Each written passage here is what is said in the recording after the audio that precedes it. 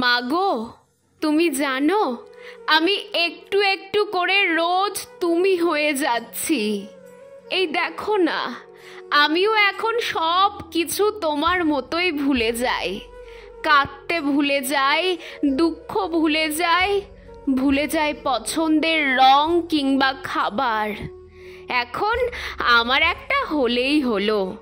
তুমি শুনে অবাক হবে, কড়াইয়ের গরম তেল হাতে কিংবা মুখে ছিটে উঠলেও আমি এখন আর চিৎকার করে উঠি না। হাত কেটে রক্ত পড়লেও পাত্তা দেই না। পেঁয়াজের রসটা চোখে গেলেও সারা ঘর আর মাথায় করি না। গরম কড়াইটা এখন খালি হাতেই ধরতে পারি। হাত পুড়ে গেল কি না সেটা বুঝতেও পারি না। তোমার মতোই এখন ব্যস্ততাকে ব্যস্ত বলার সুযোগ পাই না। সকালের খাবার, দুপুরের খাবার টিফিনে গুছিয়ে টেবিলের এঁটো মুছে নিয়ে আমিও এখন হন্তদন্ত হয়ে কাজের দিকে ছুটতে পারি। পা দুটোও যে তোমার মতো হয়ে গিয়েছে মা, জিরোতে ওরা এক্কেবারে ভুলে যায় এখন। সারা দিন কাজ করার পরেও তোমার মতোই ক্লান্ত লাগে না সত্যি। এই মিথ্যেটা রপ্ত করে নিয়েছি নিখুঁতভাবে। জানো মা, এখন আমার গা থেকে পারফিউমের সেই মিষ্টি গন্ধটা আর আসে না। পরিবর্তে আসে তোমার গায়ের মতো তেল চিটচিটে মাছের আষ্টে মজে যাওয়া ঘামের গন্ধটা। আমিও এখন পেছনে ফেলে আসা দিনের গল্প করি। কেমন দাপিয়ে বেড়াতাম, বিচ্ছু ছিলাম কেমন, ছাদে উঠে চাঁদ কেমন হাঁ করে দেখতাম। কত বই ছিল আমার, কি খেতে পছন্দ করতাম, কি রংটাই চোখ আটকে যেত, ইত্যাদি ইত্যাদি।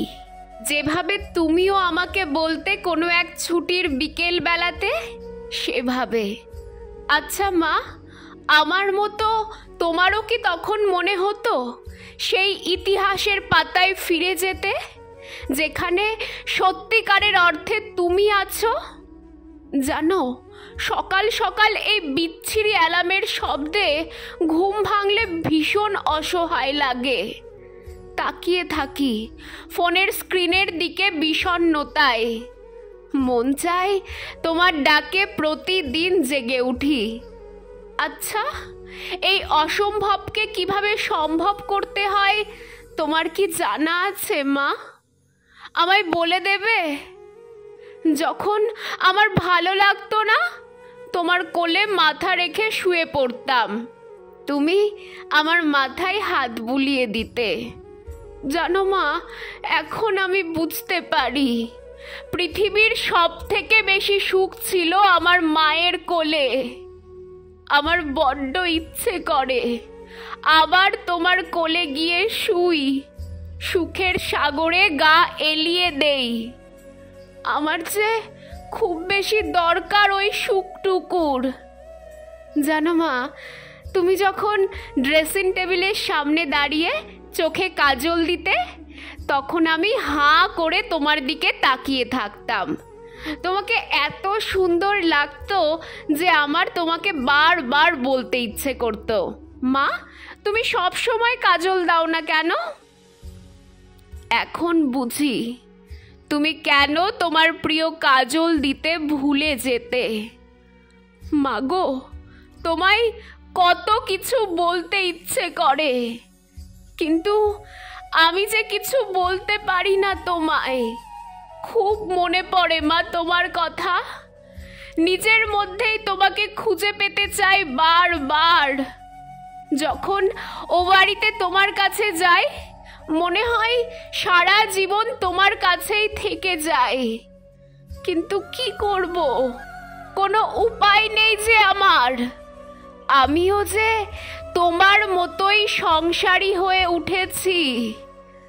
তবুও বলবো, তুমি আমার আস্ত একটা সূর্য মা, যার আলোতে ওই সাদামাটা রংচটা ঘরটা আলোকিত হয়, যার দিকে তাকালে সকল দুঃখ ভুলে হয়ে উঠি ভীষণ সাহসী, যার উত্তাপে দুমড়ে মুচড়ে যাওয়া আমিটা বারবার মাথা চাড়া দিয়ে উঠি।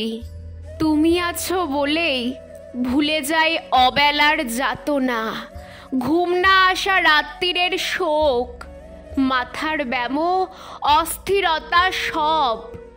শুধু তুমি আছো বলেই এখনো বেঁচে আছি মা, এখনো বেঁচে আছি।